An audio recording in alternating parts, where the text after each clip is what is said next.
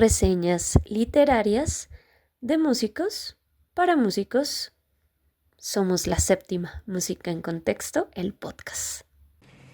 Olis, buenos los tengan, espero que estén muy bien, sean bienvenidos a un nuevo episodio, capítulo, momento de reseñas literarias de músicos para músicos. Hoy vamos a hablar de Las venas abiertas de América Latina.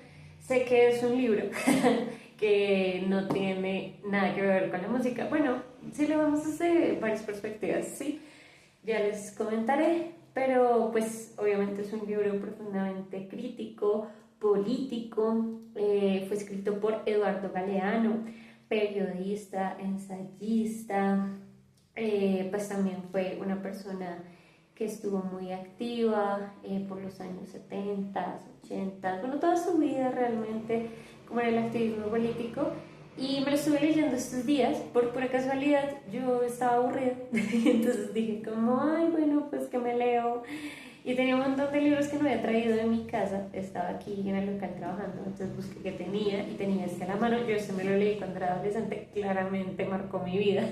Pero dije, me lo voy a volver a leer, algo digerible, ya me lo leí. Pues no fue digerible, me traumó de nuevo, ya a otro nivel, ya con otros análisis, ya con un mundo totalmente diferente.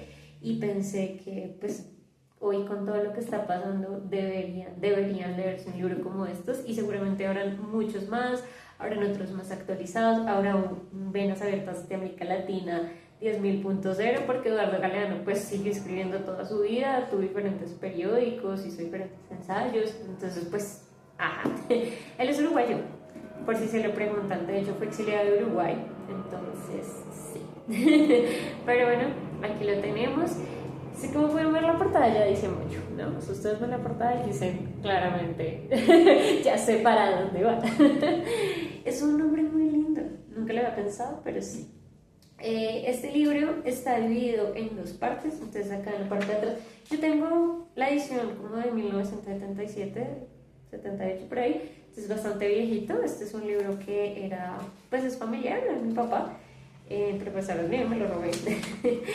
Y bueno, aquí el índice está acá atrás. Ponemos esta edición, inicia con una dedicatoria. Tenemos la primera parte, que es la pobreza del hombre como resultado de la riqueza de la tierra, y en cada sección tiene como subtítulos, y estos subtítulos a la vez tienen otros subtítulos, ya saben que es muy común.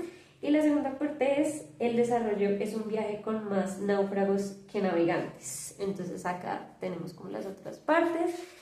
Y al final, bueno, acá no se ve, pero al final tiene como 7 años después de escrito o de publicado por primera vez Las venas abiertas de América Latina, porque pues ya saben que no se publicó, o sea, este no es la primera edición, digámoslo, el libro se publicó en 1971, su primera edición, entonces pues, ajá, es bien interesante también como el análisis que le hace posterior.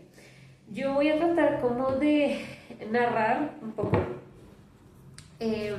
como pues lo que va pasando, lo que él va contando, muy sucintamente, muy superficialmente, porque pues la idea es que se lean el libro.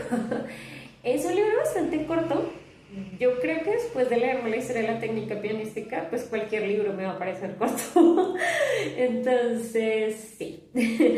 Es un libro corto para mí y considero que es muy fácil de leer. De hecho, al final lo dice, y es que está escrito como una novela, ¿sí?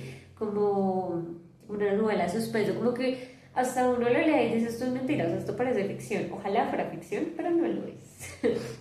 Entonces es un libro pues bastante digerible, tiene algunos términos complicaditos, pero para eso les voy a dejar un canal de YouTube, no me acuerdo el nombre, voy a poner el nombre por acá cuando lo estoy editando, pero en la descripción les voy a poner el nombre del canal. Me parece muy educativo porque es un canal que explica conceptos con dibujos animados, pero es una información muy fiel. Hicieron parte de otro proyecto más grande, entonces, no sé, me parece súper bacano, se los voy a recomendar. Bueno, entonces este libro comienza hablándonos de, bueno, como una dedicatoria a todas estas esterilizaciones masivas que hicieron en América Latina. Seguramente habrán escuchado mucho de este tema también en el Perú, de cómo querían eliminar a los pobres, esterilizando a las mujeres, Había incluso una frase que cita por ahí que dice, ayude a su país, mate a un mendigo. Entonces es como una cosa bien turbia y bien compleja, pero pues habla de algunas generalidades de América Latina. Y bueno, y este libro también habla como de nuestro pasado, ¿no? Pero también pues su presente en el momento de Eduardo Galeano, ¿no? Ya somos 1971, ya estamos en el 2024, entonces pues han pasado, han pasado sus añitos. Y entonces él escribe el pasado de América Latina, de cómo fuimos colonizados, de cómo fuimos descubiertos. Muy actual leer este libro también, porque ahora en la discusión universitaria, en la discusión filosófica y de trabajo político organizado, se está hablando mucho de colonización y la descolonización, ¿no? Incluso en redes sociales se maneja mucho ese tema, aunque muy superficialmente y muy vagamente, ¿no? Pero pues, ¿qué le vamos a hacer? Son las redes sociales. También pues les voy a ir como narrando, ¿no? Ya les comentaba, pero a su vez quiero como dejar unos comentarios, unos análisis que tengo, porque finalmente pues este proyecto se hizo por muchas razones que les contaremos en otro capítulo. No sé si este va a salir primero o ese va a salir después, pero les vamos a contar esas razones. Pero una de esas fue que pues pudiéramos expresar lo que sentíamos y lo que pensábamos cada uno de los integrantes de la séptima. Entonces, pues yo quiero expresar mi sentir, ¿no? Mi sentir es que me voy a tomar este juguito que dejé botado, les voy a contar eso, o sea, me fui hoy a trabajar porque me levanté muy temprano, y mi casa, era mi turno, luego me tenía que irme a otro trabajo y pues me lo iba a empacar para llevármelo y pues no pasó, lo dejé en la nevera y pues hasta ahora me lo puedo tomar. Pero, entonces pues sí. Ya veremos si más adelante la cosa se pone más taciturna, vegetariana y animalista con un vinito, ¿por qué no? Ahí les quería mostrar mi super falda, mírenla, está súper genial. Lo siento, pero no podía dejar pasar un momento. Entonces, pues sin más preámbulos, sin más bla bla bla, vamos a iniciar. Esta primera parte es muy intensa, me parece muy chévere. Yo cuando me leí el libro por primera vez no podía parar. Ahorita, claro, tampoco pude parar, pero ya hacia el final me costó un poco, también porque estoy en otro momento de vida, ando más cansada, más agitada, como con la cabeza a mil. Entonces, pues, pero esta primera parte es muy engomadora. Nos habla de la llegada, ¿no? de Cristóbal Colón aquí a América y nos cuenta qué implicó ese descubrimiento por parte de Europa, de América Latina, de América en general, porque incluso perdimos ese derecho, que también lo habla, a que nos llamemos americanos, ¿no? Ahora somos latinoamericanos, porque estamos por debajo de Estados Unidos, que sí son americanos, ¿no? Entonces, esa llegada implicó muchísimas cosas, porque empezaron a descubrir un montón de vainas, un montón de riquezas, de oro, de plata, ¿sí? También de alimentos que ya no se conseguían en Europa, porque pues Europa estaba en crisis en muchos aspectos, o sea, en crisis en que ya se les estaba acabando ciertos cultivos, ya el oro no era tan sencillo de conseguir, ya era como una cosa compleja. Interesante que hasta el sol de hoy el oro es un metal, mejor dicho, súper preciado y es una forma de conservar el dinero, ¿no? Como el tesoro de los estados, de las naciones, de las empresas, de las multinacionales, de los súper ricos de este mundo. Entonces, claro, nos descubren y eso, pues, no, un mierdero. Empiezan a querernos, pues, imponer cosas, empiezan a maltratarnos. Creo que esto ya lo sabemos muchos y muchas. Pero él cuenta muy a detalle cómo es esa explotación y eso es lo interesante, ¿sí? Entonces, habla de, por ejemplo, la Potosí de plata, ¿no? Y Potosí, Potosí, no, o sea, eso es una locura. Y entonces nos encontramos con Potosí, que esto pues era una ciudad por ahí en los años 1600, los años 1658, más o menos 1650, donde pues estaban en Perú. Y esto, no, de ahí sacaron un montón de dinero, eso fue la cosa más absurda, más loca, como saquearon ese lugar, o sea, hasta las cerraduras de los caballos estaban hechas de plata, o sea, salía plata por todo lado, llegó a ser una ciudad gigantesca, incluso en lo que en 1970 sería Nueva York o Boston, porque había muchísima gente, era lo más importante del virreinato, pero pues nada, entraron, se robaron toda la plata, explotaron a todos sus pobladores y cuando ya la plata se acabó, se fueron.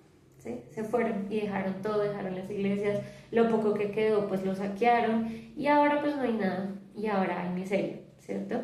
Digamos, quién sabe ahora, ¿no? Porque todos los ahora que diga a partir de aquí es de 1970, ¿no? No de ahora, 2024, habría que también hacer la investigación. Pero entonces, sí, era como bien complejo y eso lo vamos a ver a lo largo de todo el texto. Por eso menciono Potosí, porque es como un hito o lo que nos va a empezar a marcar, que es lo que va a implicar la llegada de los europeos a América.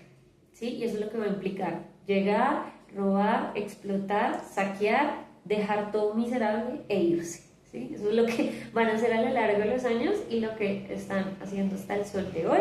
No se preocupen, es una práctica que no pierde seguidores, por decirlo de alguna manera. Luego está también pues, la Potosí de Oro, que se está en Brasil, y pues lo mismo. Llegan, saquean, explotan, matan y se van. El mercado de los esclavos también pues, estuvo vigente durante mucho tiempo. Haití fue un lugar que se vio fuertemente afectado por eso y es uno de los países más pobres de América Latina. Era una cosa loca, ¿no? Entonces ellos miraban cómo estratégicamente necesitaban puntos para que las cosas llegaran y salieran, ¿no? Los puertos. Y el tráfico de esclavos era un súper negocio. Inglaterra y Holanda, pues Europa, pero sobre todo Inglaterra y Holanda se lo disputaban. Aparte que pues nosotros fuimos invadidos por España, pero finalmente España era lo más atrasado de Europa. Entonces España era dominado por otras potencias, principalmente Inglaterra. Antes de que Estados Unidos fuera como lo top, era Inglaterra, ¿no? Pero ya iremos para allá. La cuestión es que pues nos saqueaban y ellos como que no invertían tampoco, o sea, no invertían en su industria, en ellos, que no digo que esté bien, pero eso no les permitió desarrollarse, entonces finalmente como que el oro pasaba de mano en mano, ¿no? Entonces como que ellos hacían el trabajo sucio, iban, mataban, cogían el oro, no se lo pasaban en el barquito y luego a Inglaterra, a Holanda, bueno, al que correspondiera, ¿no?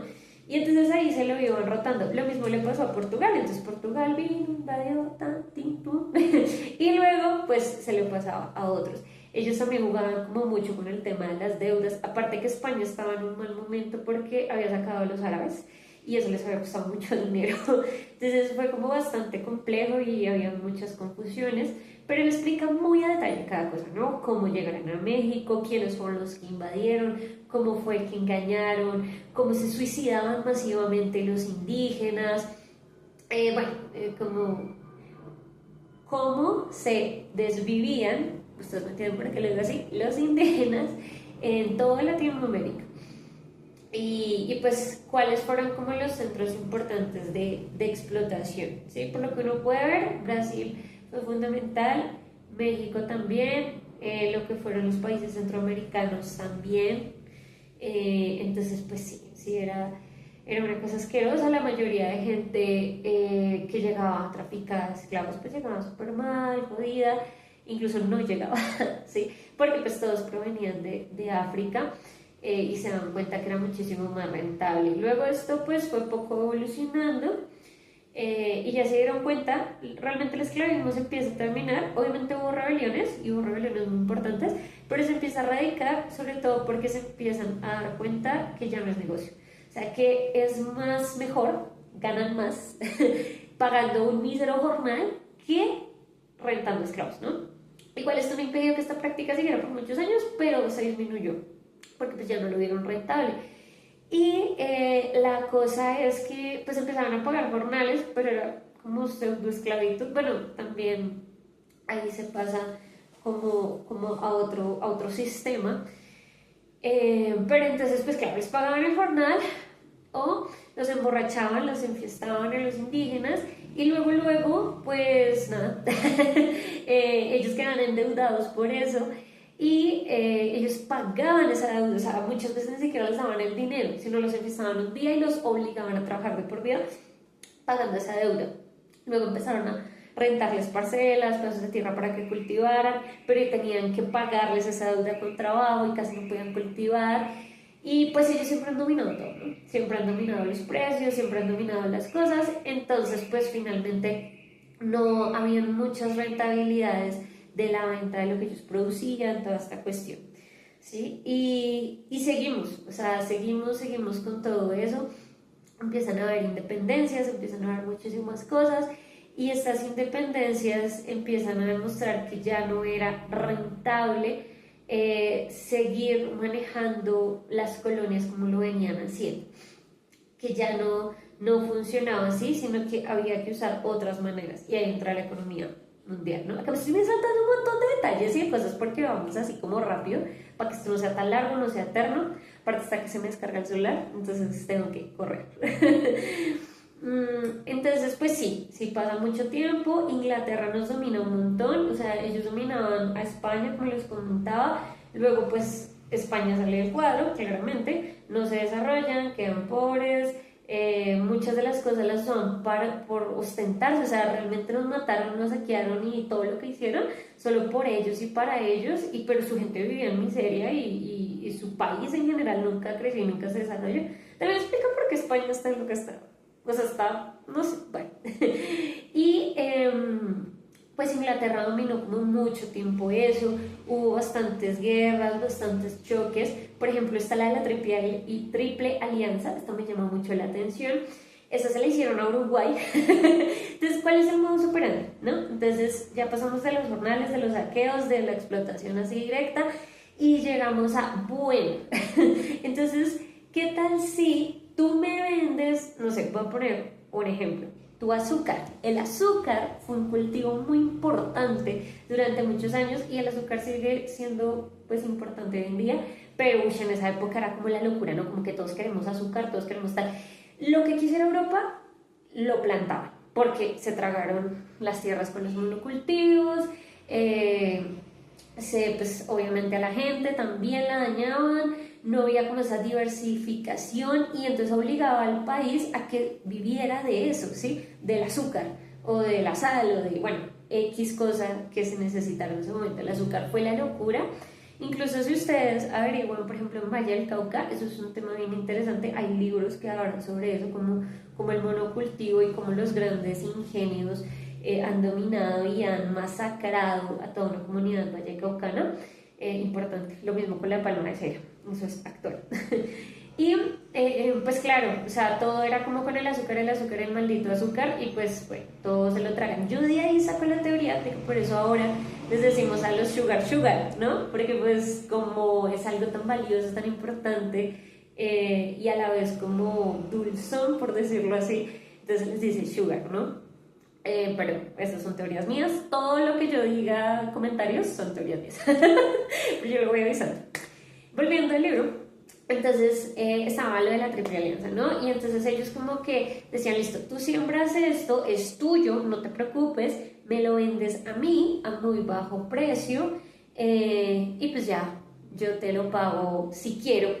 O te lo pago con préstamos, porque eso también va súper común. Entonces, no, yo te presto a ti, entonces le digo a tal, no, mira, te voy a ayudar, entonces necesito comprarte tal cosa, pero yo no tengo la plata, entonces lo dejamos en préstamos, en letras, eso se desaparecía, se perdía. En ese libro se habla mucho de documentos que mágicamente se desaparecían, que tratados específicos que formaban toda una rebelión y un alboroto en las masas populares, se perdían así.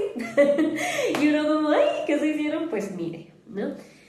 Entonces, vuelvo a lo de la Triple Alianza, y entonces se viene Brasil,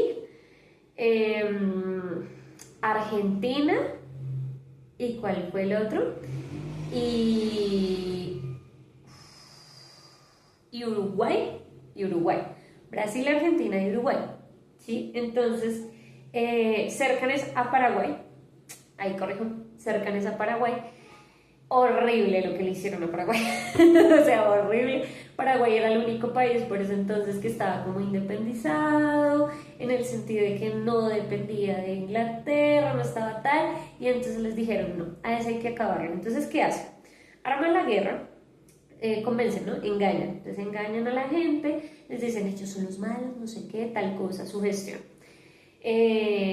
Gaslighting le llamarían hoy en día en las relaciones. Luego los financian, pero endeudando al país. Entonces les dan la plata para que hagan el proceso de matanza y para eliminar a un enemigo estratégico, que en este caso era Paraguay. Paraguay tenía el índice de, de homicidios más bajo. Ellos no había un niño que no supiera leer, o sea, era muy culto, era muy todo, ellos habían logrado un montón de cosas, pero al final esa vaina, pues los cercaron finalmente, los bloquearon, así casi como lo que le están haciendo hoy a Venezuela, y entonces pues nada, y ellos eran los malos, ¿sí? Y luego después de sugestionar, endeudar y cercar, ellos antes de iniciar la guerra se repartieron Paraguay y se repartieron un montón de cosas y ahí sale que le quitan un pedazo a este, que le quitan al otro, ¿sí? Hay cosas que no eran de Argentina y pues nada, pues Argentina se las coge ahí por derecha, ¿no? Y pues ya, y lograron acabar con todo, ya no había nada, ya todo estaba pues más que jodido, ¿no? Es triste lo que hacen. Y pues finalmente, ¿qué pasó? Ellos quedaron endeudados, se quedaron con un pedazo de tierra así, pero pues igual a manos de Inglaterra en ese momento y pues ellos lograron su objetivo y no tuvieron que poner ni un muerto, ni una persona, ni un nada, ¿sí? Y pues quedaron acá el cuello. Claro, y acá nos preguntamos entonces por qué es que Estados Unidos es tan poderoso, ¿no? Porque hay muchas preguntas de por qué Colombia no es así, por qué no hemos logrado tal cosa, por qué Latinoamérica no tiene tales y tales vainas, somos países en desarrollo, pues no, ¿sí? Pues no, porque está este tema de que Inglaterra fue quien colonizó Norteamérica, ¿no? Entonces, todo lo que es Norteamérica, o sea, no estoy hablando de Estados Unidos ni Canadá, todo lo que lo colonizó Inglaterra, ¿sí? Y ellos, pues nada, pues no le dieron como mucha utilidad, la verdad, o sea, lo hicieron por hacerlo, probar nuevas aires, nuevas tierras, porque eso es un desierto, un pinche desierto, o sea, por eso es una de las razones por qué hoy hay esos incendios allá en California, pues porque su clima tampoco les ayuda, ellos tampoco tienen, no son ricos en vegetación ni nada, entonces ellos no tenían como esa riqueza. Pero igual los colonizaron, los cogieron, tal, no sé qué, a los indígenas que hubieran en ese momento, y pues, ¿no? Y los tuvieron ahí, armaron su colonia, pero ellos se descuidaron, ese fue su error, ellos se descuidaron. Y como los descuidaron y no los jodieron, sino los dejaron progresar, porque eso pasa en todos los países y de verdad le dan un montón de ejemplos. Cada vez que un país intentaba nacionalizar, hacer su propia industria, ellos se iban y se averiguaban cómo se hacían los ponchos en Argentina, los fabricaban exactamente igual y los vendían a menos. Este efecto se llama dumping. Hay un libro que se llama El malestar de la globalización de Joseph Stiglitz, que fue vicepresidente del Banco Mundial también, pero ese libro sí es difícil de leer. Pero el caso es que ellos les hacían eso, ¿no? Como que bajaban súper los precios, un montón de vainas, pero a ellos no. Y pues ese fue su error porque les tomaron ventaja. Esos niños, niñas allá colonizados se descarriaron y ellos empezaron a crear su empresa, empezaron a cultivar, claro, a ver cómo sobrevivir, porque es la naturaleza del ser humano, ¿no? Cómo desarrollarse, sobrevivir y tal. Pero pues al final Estados Unidos dijo, aquí ya no vienes, se hicieron independientes y tiquetan, pues aquí está el cuchillo que parte a Latinoamérica, ¿no? O América del Sur. y pues sí, o sea, no fue por obra y gracia de Diosito, no fue porque unos tienen suerte y otros no, no. O sea, así lo construyeron los hombres y mujeres del pasado, principalmente los hombres, ¿sí? Y pues así quedó, y así nos jodieron, y así terminamos. Luego empiezan como a modernizar esas nuevas formas de dominarnos, ¿sí? Y pues se vuelve cada vez más complejo. Él da ahí miles de datos, miles de cosas, que en serio les recomiendo que se lean, ¿sí? Y que entiendan que nosotros y nosotras no estamos aquí porque sí. No están, o sea, si ustedes son músicos, músicas y no consiguen empleo, no es porque son de malas, no. Es porque hay un sistema capitalista que promueve estas cosas, ¿no? Y en este caso también imperialista. Si usted es mujer y no consigue trabajo, pues es porque es un sistema patriarcal también, ¿no? Porque se reproducen ciertas músicas, ¿no? Lo que se vende, dicen siempre, es que son música para vender, es música no sé qué. Sí, efectivamente son productos, ¿sí? Porque el capitalismo, claramente, después de este libro se ha desarrollado tanto que ahora pues todo es un producto, ¿no? Entonces, sí, por ejemplo, el feminismo, o sea, un día ellos se dieron cuenta, uy, eso se puede capitalizar, vamos a capitalizarlo. Otro día se dieron cuenta que en la selva de Brasil había caucho y necesitamos caucho para los neumáticos, pues vamos a cavar la selva amazónica para sacar el caucho. Sí, o sea, como que todos los minerales, todas las cosas que ellos iban encontrando es donde más hay desgracia. O sea, fíjense, donde hay riqueza, hay desgracia. ¿Sí? En el país también se puede ver. En Medellín hay una zona de explotación minera horrible. Vayan al Chocó, ¿sí? Vayan a Buenaventura, que bello puerto del mar, Buenaventura, es muy estratégico, pero pues, ajá, ¿no? Porque se robaron Panamá de Colombia, no fue gratis, ¿sí? Ya luego Estados Unidos pues le quitó el poder a Inglaterra y empieza a ingerir, empieza a hacer cosas horribles, empieza a acabar con todo a diestra y siniestra, pero ellos van por más, o sea, siempre por más y siempre viéndole como la eficiencia, lo productivo a todo, ¿no? Y bueno, hay varias cosas, al final pues dice que es lo que les estoy contando, la historia las hacen los hombres, ¿no? Bueno, también patriarcal, pero pues bueno.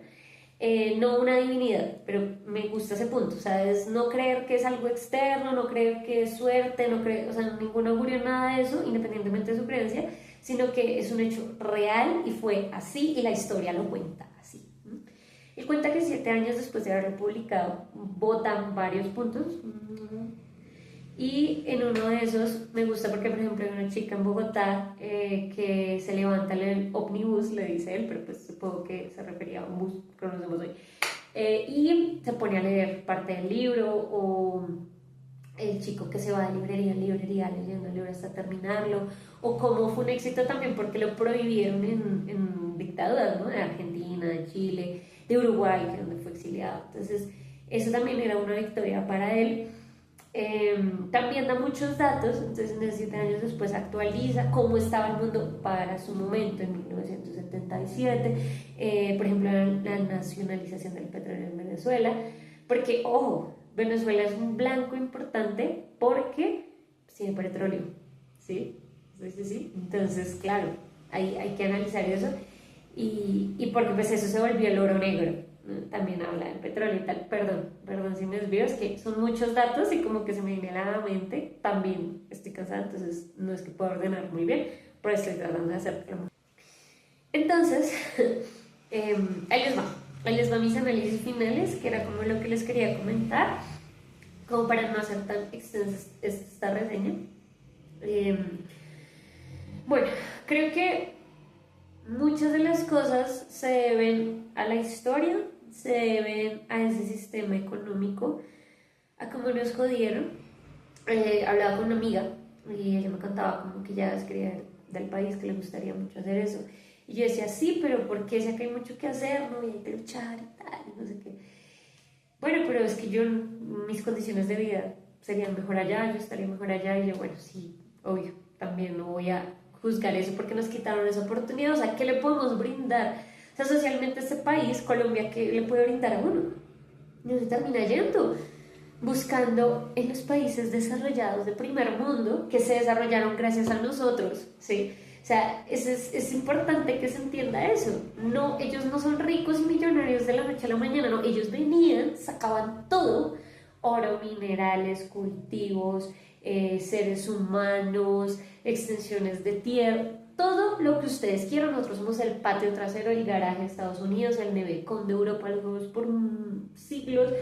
Y ellos son así, es gracias a lo que nos hicieron a nosotros, ¿sí? Eso no lo hicieron no es como, por ejemplo, lo que hablan de Elon Musk, que es terrible persona, sí, terrible persona. No es como, ay, él era un chico listo y entonces montó su empresa. No, o sea, él fue financiado por su papito, que tenía una mina de esmeraldas, y pues quien vaya a saber de dónde sacó esas esmeraldas, seguramente de Latinoamérica, no lo dudaría para nada. Entonces no, ¿sí? No es como que de la noche a la mañana la gente se haga rica, no, los ricos se hacen más ricos, por eso se llaman súper, súper ricos. Y hay unos más listos que otros y aprovechan eso para hacerse más ricos, porque a nosotros nos tienen una tasa de desocupación altísima, porque eso tampoco había trabajo. Pero sí, me hizo pensar mucho eso, como bueno, ellos dan mejores oportunidades y nosotros nos tenemos que ofrecer, pero debemos quedarnos acá a transformarlo, pero también, pues nuestra vida, ¿qué? ¿Sí? Y ahí va como esa dicotomía, ¿cuál es nuestro papel en la sociedad o en los territorios que nacemos? ¿Mm? Eso como primera cosa. Como segunda cosa, eh, no sé, me parece terrible como esta visión de la deuda, ¿sí? Muchas personas se endeudan todo el tiempo, o sea, y yo tengo deudas, pero digamos que es como algo pensado, planificado, o sea, yo miro mi salario, tal, no sé qué, tal. Pero ya es como una cultura, ¿no? Como que me voy a endeudar, o sea, hay gente que vive endeudada, o sea, literal no puede dejar de estar endeudada. Y esto está muy ligado al consumismo. Entonces yo quiero consumir y la ven fácil, tarjetazo, maldito capital financiero especulativo. Y pues nada, se endeudan y no pueden vivir tranquilos y no pueden tener en paz y viven acá del cuello pues por esos perros bancos. ¿Y eso de dónde viene? Pues que los que nos colonizaron nos tienen acostumbrados a eso, que debemos estar endeudados con ellos, endeudados con Estados Unidos, endeudados con China, endeudados con quien quiera estar endeudado, pero tiene que estar endeudado, ¿sí? Entonces, es una cosa tenaz y uno dice, pero ¿y el dinero qué se hace? No, pues el dinero se va en carros, se va en joyas, se va en pendejadas, ¿sí? La gente, hace poco lo de los incendios en California, que por supuesto es algo terrible, pero me vi un programa que se los voy a dejar por acá, para que se lo vean, y una de las cosas decían era que, pues nada, que los ricos allá pedían servicio privado de bomberos, servicio privado de tal, y uno se los hace exagerado porque no hay gente que atienda, porque pues ellos le recortaron el presupuesto a los servicios sociales como los bomberos, ¿sí? No tenían agua y los hidrantes porque el agua subterránea de Estados Unidos está concesionada, o sea, todo tiene un precio, ¿sí? Y esta cultura de verdad que me choca estar endeudado, me choca más que la deuda es como pensar todo en lo financiero y en lo económico, ¿sí? Y yo sé que uno no se puede escapar de eso, claramente, porque estamos insertos en el sistema, pero igual, este es mi espacio, diría Jonathan, mi podcast, mi decisión, de decir, parce, qué puta rabia que uno esté sujeto a eso, al cochino dinero, ¿sí? Que el mundo gira en torno a eso. Eh, y pues tres. Y pues tres, creo que hay muchas cosas de manipulación, ¿sí? De tratar mal a la gente, de engañarla, de persuadirla, de joderla, de competir, que se ve reflejado en las relaciones sexoafectivas, esto que llamamos patriarcado, con el desarrollo histórico de las colonias y el capitalismo en sí. Ojo, no estoy diciendo que el patriarcado no exista o que no, jamás, pero que todo esto está directamente relacionado para tener un comportamiento social, sí creo, sí creo. Recuerden que estas son teorías mías, no tengo nada que lo compruebe, pero sí. Sí, o sea, yo pienso que todas esas actitudes también vienen como de esa formación histórica. Incluso, por ejemplo, aquí en mi barrio hay varios indígenas y ellos beben mucho aguardiente, ¿sí? Y yo he escuchado muchos comentarios de gente que dice, ah, esos vagos, esos indios, no sé qué, tal. Y pues resulta que así era como emborrachaban a los indígenas y así era como los encampaban para que trabajaran. Y ellos para pasar la vida mejor tomaban aguardiente y comían hoja de coca. Y no porque eran unos vagos, no. Porque eso también es otra cosa, nos tratan de vagos cuando realmente es que estamos explotados todo el tiempo. ¿Sí? Que yo quiera medir mis tiempos, que quiera hacer varias cosas, que quiera ser súper productiva, que no pueda dormir, que no pueda descansar, que no pueda tener un espacio con una familia, amigos, pareja, quien sea, pues es por eso, es por el capitalismo. Uno siempre tiene que pensar que no es culpa de uno solito, ¿sí? Sino que hay otras cosas. Y por eso es importante también la lucha colectiva y la transformación de las cosas. Creo que nosotras como artistas tenemos una labor bien importante en eso, porque tocamos los corazones de la gente, ¿sí? Y eso va fuera de lo económico y fuera de debates súper complejos, que eso también lo coloca ahí Eduardo Galeano, como que él quería escribirlo así tranquilo, en ese lenguaje, porque también sentía que había una brecha para que la gente accediera a ese conocimiento. O sea, incluso dice, un escritor no especializado está hablando a un público no especializado, ¿sí? Y eso es lo que él busca. Entonces, sí considero que tenemos ese papel y esa necesidad pues de colocar eso en nuestras canciones, en nuestras letras, no sé, yo me cuestionaba los villancicos. Yo personalmente no comparto ninguna creencia judeocristiana, ninguna religión de ninguna índole, ¿sí? Y pues me chocaba mucho que los villancicos hablaran solo de eso, y me puse a investigar y fue que la Iglesia Católica se robó eso y lo hizo propio porque vio que era bueno, ¿no? Entonces, pues, claro, no me gusta eso, pues entonces quiero proponer villancicos, ¿sí? Y creo que cada una deberíamos hacer eso, o sea, como proponer cosas, hacer cosas, y nos quejamos tanto del reggaetón y de la música para vender, que hacemos contra eso, ¿no? Nosotros no hacemos música por hacer música, sino hacemos música para la gente, para la sociedad, ¿sí? Creo que es importante tenerlo presente y tenerlo en cuenta.